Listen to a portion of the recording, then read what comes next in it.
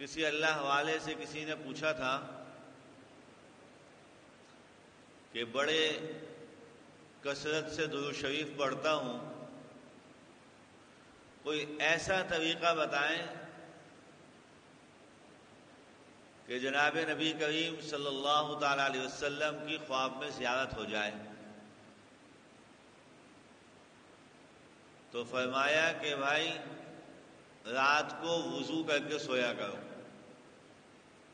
وضو سے سویا کرو۔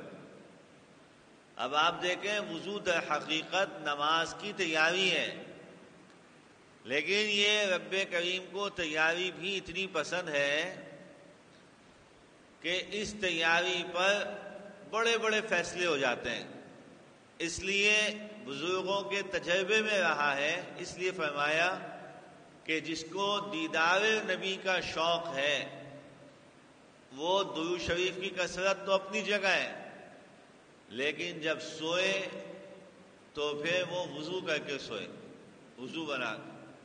سوال یہ قائم ہوتا ہے کہ بھائی وضو تو کیا، جب سو گئے تو وہ ٹوٹ گیا۔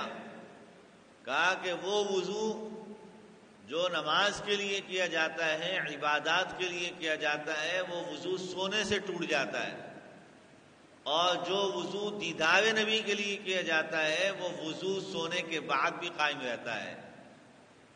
اس لیے کہ دیدار نبی میں نبی کی نسبت آ گئی، اور نبی کا وضو سونے سے بھی نہیں ٹوٹتا تھا۔